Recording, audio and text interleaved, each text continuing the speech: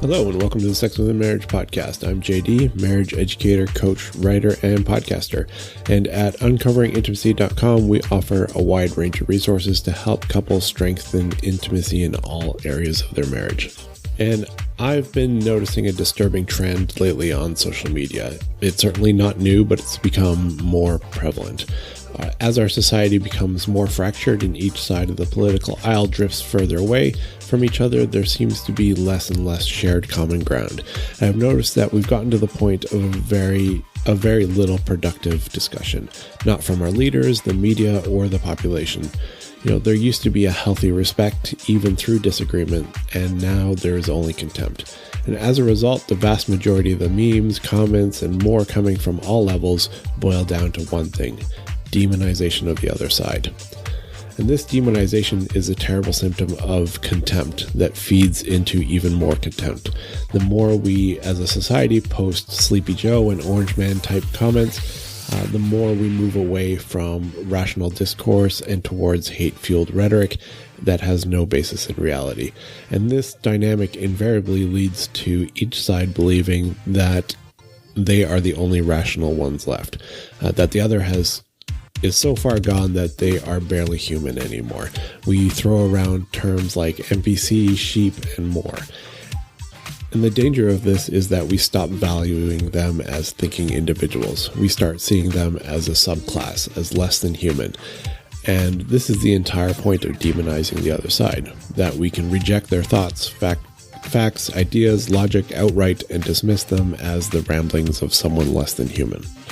And the problem with this is that it doesn't just happen with politics. It tends to happen in all facets of life. If you're willing to demonize your political opponents, you're likely to demonize others. Schooled versus homeschooled, Christian versus non-Christian, Protestant versus Catholic versus Mormon, the other faction on your church board, anyone who thinks differently than you, including your spouse. Sadly, I see this behavior happening in marriages more and more as well, and also in the support networks surrounding these marriages. Often I find so-called marriage support groups that are actually fairly anti-marriage in their practice. Someone complains about their spouse, and sure enough, everyone jumps in to defend whoever is complaining and pile on the spouse. It doesn't take long for it to devolve into cries of abuse, toxic behavior, and recommendations for divorce. And I wish I could say that only happens in secular groups, but I see the same pattern in Christian areas as well.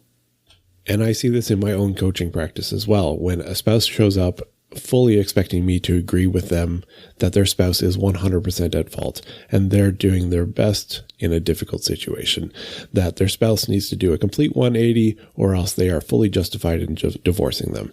And you can probably guess how well that goes over, because if you're coming to me for help, I am all for equal opportunity. I will challenge you both to improve what you're responsible for. Sometimes those who are convinced they've done nothing wrong can get quite frustrated when faced with some questionable decisions or behaviors or habits that they have. And I have lost coaching clients over this. I have had others get angry and rage quit and then come back after a while when they calm down and realize that maybe they do have some part in it. One of my favorite clients started off with this attitude. They were so fully convinced that their spouse was the problem that they refused to participate in coaching themselves at first and only joined in once we started making some progress, and then realized, yeah, perhaps they could use some coaching themselves. And those situations are manageable. However, there is a pattern that is much harder to deal with when one or both spouses actively demonize each other, when they have chosen to believe that their spouse is malicious, uncaring, heartless, unable or unwilling to change, when they put words in their mouth that they never said or assign motives they never had. I occasionally get spouses who are clearly in coaching simply to prove a point, that their spouse is the devil. They clearly are trying to use me to convince themselves that they are fully justified to do whatever it is they want to because their spouse is so evil that anything else is moral by comparison. And this mindset comes out in every sentence they speak about their spouse, every look that they give, even how they sit. I have literally seen these people roll their eyes whenever their spouse talks. And sometimes you have to wonder, how did they get to this point? These usually aren't new marriages. These are people who have been married for at least a decade, usually 15 or more years. They've been building this dynamic for a long time, and digging out of it usually takes a while.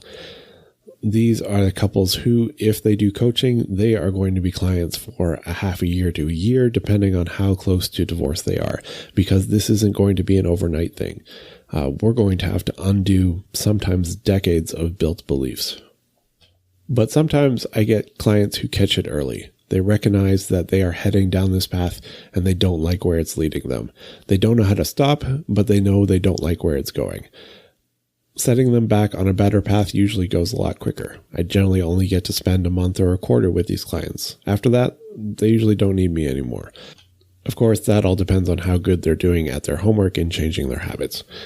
So what if you don't want to go down that path? What are some warning signs that you're headed in that direction? Today, we're going to go through a list of 14 of them. Most of these are just warning flags, except for the last one. Just because one pops up from time to time doesn't mean that your marriage is doomed to head towards contempt, demonization, and divorce. Most of us grow up leveraging some of these in our humor as a defense mechanism. For example, I tend to be sarcastic in my humor. When it's joking and everyone is laughing and having a good time, that's not a problem. But if I start using it as a method for dismissing my wife's feelings, that's a big problem. Name calling can be done in a loving way. Some people give everyone pet names, but when it's done in a derisive or diminishing way, that's a problem. And if you start seeing these behaviors occurring over and over again at times when being vulnerable, like during a disagreement or a difficult conversation, either by you, your spouse, or likely both, then it's time to raise the flag and address them. So let's go through them. The first is sarcasm or mockery. Now, again, sarcasm and poking light fun at each other can be painful and even intimate. However, there is a point where it becomes belittling and demeaning. This may involve making fun of their thoughts, feelings, or actions, anything that makes them feel hurt or diminished. And how do you know if it's belittling or demeaning? If either side feels it. If it's intentional, then you've already hit a point where you're trying to bring your spouse down, and that's what belittling and demeaning means. However, even if it's not intentional, if the other spouse feels belittled and demeaned, then they will still feel as though you're devaluing them as a person, and that will damage the relationship. So, I didn't mean it that way isn't a defense. It's not an argument or justification for this behavior. The correct response to being told that your comments make them feel less than is to apologize, talk through what made them feel that way if it's not clear, and then adjust your behavior accordingly. The second is name calling and labeling. Again, pet names and the like aren't problematic unless they diminish one spouse in a way that's not appreciated. Sometimes people like to be called names that make them feel small, safe, cared for, and loved. My brother and his wife call each other babe, which to me feels demeaning because I'm not a baby. Christina tried it once and never again. I immediately paused what I was doing, turned my head to look at her in the eyes, and said, "What did you call me?" with an incredulous look. Now, she had this look on her face like she just bit into a sandwich with surprise cilantro in it, which she hates, so I don't think it tasted good on her tongue either, and she immediately apologized and said she just thought she'd give it a try. But my brother and his wife don't feel it's a loving name to give to each other, so for them, that's no problem. I don't think Christina would ever try it again. And again, it doesn't matter if your intent is to belittle them or if they feel belittled by the name, the behavior should stop. Likewise, labeling someone in some ways can do the same thing. For example, Christina has ADHD, and I often label that as a way to show her that I have grace for the things she cannot control. But if she felt like I was using a label of ADHD in order to demean her or make her feel less than, that would be a problem.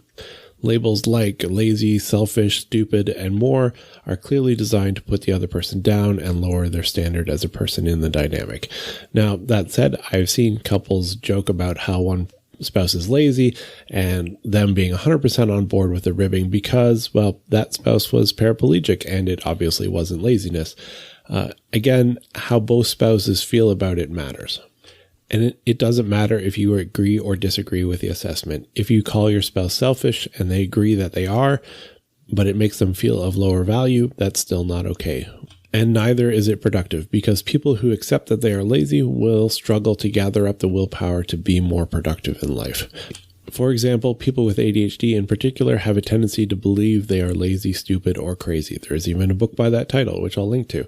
and so are much more likely to accept a label along those lines rather than recognize that it's an executive function disorder, not a character flaw. The third is eye rolling and disdainful body language. This one often gets a pass because it's not verbalized, but eye rolling and showing contempt through body language communicates the same things, that you're dismissing what they're saying and it's so beneath you that it's not worth even responding to verbally. It's something that comes up in our Becoming More Sexually Engaged course as well, because when we talk about handling their husbands initiating sex, a lot of the wives come to the realization that eye rolling and similar body language sends a very clear message, that his desire to connect is so unimportant to her that it gets the same treatment as a lame joke. Now, whether it's the husband or the wife, eye-rolling, dismissive hand gestures, swatting someone away like they're a fly, all send the same message. They're signaling disrespect and dismissal. Other gestures, like scrunching up your nose and looking disgusted, convey, well, disgust or contempt for whatever they say or offer. Sneering or smirking can similarly convey contempt for someone's idea, request, or complaint. If your spouse comes to you and says they feel lonely and want to talk and you sneer at them or smirk at them and continue on with what you're doing, you send a clear message that you think their request for connection is stupid and not worth dealing with seriously. Number 4 is dismissiveness, and dismissiveness sends the same message. When we ignore our spouse's opinions, feelings, or concerns, we send the message that the things that make them unique, their thoughts and emotions, aren't worth considering.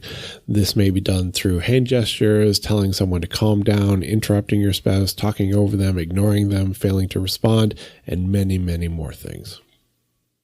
Basically anything that takes their input and just shoves it to the side as if it wasn't important to deal with. Number 5 is blaming and shaming. This is another one I unfortunately see a lot of in coaching. Most spouses recognize that neither spouse is perfect and that they both have their things to learn, new behaviors to adopt, and that they're going to tackle this together. Often each thinks they're slightly better than the other, but that's perfectly normal in a relationship. It's human nature to believe that. In fact, we have a lot of names that describe this phenomenon. The self-serving bias, actor-observer asymmetry, visibility of effort attribution gap, and the empathy gap. These all show bits and pieces of why this happens if you're interested in researching it more. But the basic cause is that we see our own struggles, actions, intents, feelings, and more far better than we do our spouses. However, as I said earlier, sometimes this effect is so strong that one spouse believes the other is the problem. Period. They seek out coaching, wanting me to tell their spouse that they are the problem and that they need to be better. They blame their spouse for all their problems, taking no responsibility themselves. This, of course, sends a message that they believe that they are the superior spouse and the other is then the inferior one. Making your spouse feel this way isn't loving and, as usual, isn't productive, because who wants to try harder for a spouse that makes you feel terrible? Number 6 is withholding affection or attention. Relationships, particularly Christian ones, should be built on unconditional love. Now, I have had a lot of people argue with me over this, saying that you can't love them unconditionally, that if they unapologetically cheated on you or abused you, then of course you would leave. But leaving doesn't mean you stop loving. Even leaving due to situations like that should be about love. There should be a recognition that you love them too much to let them continue in this behavior, and that staying and enabling isn't loving. That's a long and nuanced discussion, but the point is that affection and attention, which are necessary to show love, should not need to be earned. This is how you train a dog, not a spouse. And when you treat a spouse like that, what you are doing is sending the message that you see them as less than human, not worthy of unconditional love. Now, some people struggle with this behavior because they learn to shut down while in conflict. They stop talking and they detach from their source of the pain, even if that's their spouse. These situations become difficult because while their intent is not to withhold attention or affection intentionally, from the other side, it still feels that way. And like all other behaviors above, just because it isn't built on malicious intent doesn't mean it can't damage the relationship, and work needs to be done to stop this behavior. Number 7 is negative comparisons. I have a coaching client I'm currently working with. They are an amazing couple and I love our sessions. The wife is often curious about what is normal in Christian marriages, and every time she asks a question along those lines, her husband will say something like, "Who cares what they do? Ours is the only marriage that matters." And I love that mindset. I wish more spouses would take up that stance. Now, understanding what's normal does have its place, and it's why I run surveys. They can help you feel like you're not weird. They can be helpful in pointing out potential opportunities for growth. They can also be a source of inspiration when trying to find patterns that repeat themselves across a great many marriages, even if it's not the majority. But what they should not be used for is a way to manipulate, coerce, or devalue your spouse. If you come to me and say, "I showed my spouse your survey and told them that they're a bad partner because they're way below what's normal," then you're very quickly going to be corrected and educated why that was an incredibly poor decision and how you've likely shot yourself in the foot and set your marriage back quite a bit. Comparing your spouse to others, be it a survey or an ex or a friend or their spouse, fictional characters, which is one of the reasons why both porn and erotica are dangerous, or anything else, shows a devaluation of them. You're literally trying to show them that someone else is better than them, so they are obviously worse than the person. Growing up, I heard this a lot from my mother. I constantly heard, "Why can't you be more like," insert one of my 3 siblings here. And you know what? It's one of the things that caused a strain in our relationship from a very early start. Doing this to your spouse will have similar results. Number 8 is hostile humor. And hostile humor is one of those things that I've struggled with a lot. I grew up a very angry teenager. I hated the world, and I was fairly convinced that it hated me. I believed that hostile humor became part of my defense mechanism. As I came out of my depression, my humor softened a bit. But I still tend to use humor as a way to deal with discomfort and conflict. And sometimes that humor ends up being a little more cutting than I mean it to be. I've told Christina on more occasions that I can count, "I'm not laughing at you, I'm laughing with you, but you're not participating," which, looking back, I'm more than a little embarrassed about because, as I've said before, intent is not a deciding factor on whether the behavior should be stopped or not. And I ignored that for too many years. So learn from my mistakes and don't do this. If it makes your spouse feel devalued and unappreciated, even worse if you do it in front of others or make jokes in front of others about them, then you should stop. Number 9 is chronic criticism, and this is another way of making your spouse feel less than. Nagging is an extremely common complaint men have about their wives, and again, this is one that generally gets a pass because, as many people tell it, if he wasn't so lazy, see name calling and labeling above, then she wouldn't have to nag him. So it gets doubled up on often, and society allows this from women because, well, men are generally portrayed in society as lazy and inept, and so calling them out is considered socially acceptable. It's along the same lines as relegating a group of people as subhuman and then saying, well, if they weren't so stupid, evil, insert dehumanizing adjective here, then we wouldn't have to treat them this way. Anyone who has done any sort of management training knows that if you only share criticisms with an employee, very soon you will not have to worry about that employee because they will quit, quite possibly with some disastrous exit. Anything that feels like a criticism needs to be carefully sandwiched between compliments or otherwise mitigated in order to be productive. This is no less true of our spouse because while an employee has a paycheck that will make them tolerate a lot, a spouse doesn't. The accepted psychology on this is that it takes about 7 praises to cancel out the damage of criticism, even if it's true or constructive. And there is some debate about whether such a thing exists as constructive criticism. That's a 7-to-1 ratio just to break even. In order to build a relationship, that ratio needs to be much higher.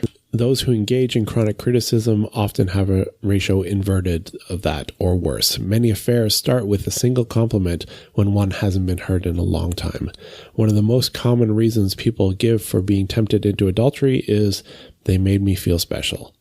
This is quite the contrast to a spouse who makes you feel inferior due to chronic criticism. Number 10 is feeling superior or making your spouse feel inferior. In the same way, acting as if you're superior to your spouse is, of course, going to convey the message that you believe they are inferior. A few years ago, the company I work for got bought. We had a software developer who believed he was superior to everyone else. The words, "I am smarter than Elon Musk," came out of his mouth in all seriousness. And nope, this was before the world still thought Elon was brilliant. I have never heard this man compliment anyone. At company parties, he would spend his time complaining about how dumb his kids were, and his approach to customer feedback was, well, they don't know what they want. His approach to planning was, I should be allowed to build whatever I think I should be built, marketing will market it, sales will sell it, and support will support it.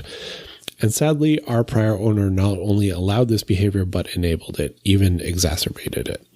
He was the highest paid employee by at least a factor of 2. His work was not to be criticized, scrutinized, evaluated in any way, or even seen by most people. He had a single meeting with our new owners in which reportedly he said, I'm smarter than all of you, so just get out of my way and let me do my work and everything will be fine. The next day we were told to prepare for his exit. It took us 6 months to gather everything we needed to do an exit due to the business practices that had protected him and his work, and they didn't care how much the cost was or the impact on the business at that point. They just wanted him gone. When we finally got access to the work he was doing, it was frankly appalling, and we ended up having to shift towards a rebuild from scratch rather than an upgrade which we had planned, because nothing was salvageable. And I keep tabs on him from time to time. He still hasn't found another job. Honestly, I don't think he could pass an interview without a massive attitude adjustment. The point is that feeling superior and trying to make everyone else feel inferior is going to destroy your relationships. No one wants to be around someone like that. It's not a problem to be intelligent, skilled, or anything else along those lines, but lording it over other people, whether it's true or not, is a stupid thing to do. Along those lines, number 11 is refusing to acknowledge positives. If you refuse to acknowledge other people's positive qualities, traits, actions, and behaviors, it makes them feel unseen and unappreciated. We all end up training each other for good or for bad, and the best way to get someone to behave better is to praise the behavior you want to see in them, or even behaviors that lean in the direction of what you want to see. When I give out my homework to ask spouses to share an appreciation for their spouse and they can't find anything in a week, I ask them about the things that they've done. Invariably, the spouse has done positive things, such as being kind, loving, and helpful, but they aren't willing to acknowledge it. Our society has become very focused on calling people's behavior bare minimum and not giving out any praise for such behavior. And do you know what that gets you? A spouse that's not even doing the bare minimum, and certainly not rising above it. If your response when your spouse does something is, well, I'm not praising that, that's what they're supposed to do, then I'm willing to bet in your future you'll be complaining about them not doing that anymore either. And it's no wonder. Not getting praise means what you did was not appreciated. And as humans, we like for our work to be noticed and appreciated. Often, that's more important than a paycheck and work. I know plenty of people who have taken pay cuts to move to another job to do the same work because the new place made them feel like a hero for doing it. Likewise, the best way to keep good employees is to make them feel like their work is valued, and the best way to keep a good spouse is to make them feel appreciated and valued. Because who doesn't want to be awesome? Number 12 is escalating conflicts. Conflict de-escalation is a skill. It's a skill one must learn if you are to stay married and happy. Sadly, most of us start off with the skill of escalating conflicts and have to unlearn it before learning how to de-escalate. Some of us are better at picking fights than at converting them into productive conversations. And there are lots of easy ways to turn a conflict into a fight. There's a post I have called How to Resolve Conflict More Effectively that goes through a whole bunch of them. The point is that if all your conflicts turn into fights, then it's easy to begin to demonize your spouse because they quickly become your enemy. And that's what we tend to do with our enemies. And if you're already locked into fights far more often than not, eventually you may actually begin to act maliciously towards each other simply because you've been hurt by each other so often. Then the demonization characteristics may actually prove to be true, though, again, not productive. Instead, learn to resolve conflicts before they become fights, and learn to de-escalate fights back down to conflicts when fights flare up.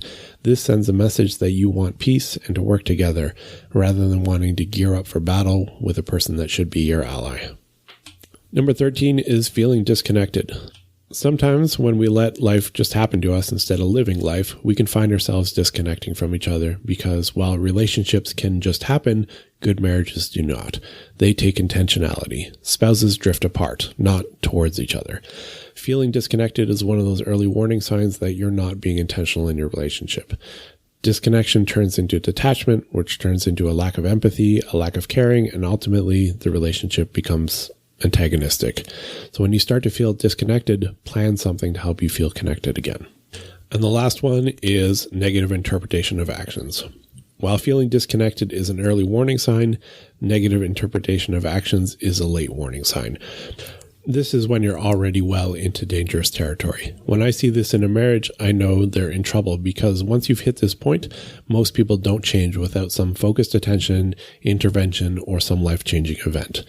If, when your spouse does something that annoys you, you generally tend to jump to the assumption that they did it on purpose, consider this your giant red waving flag that says, "We need help."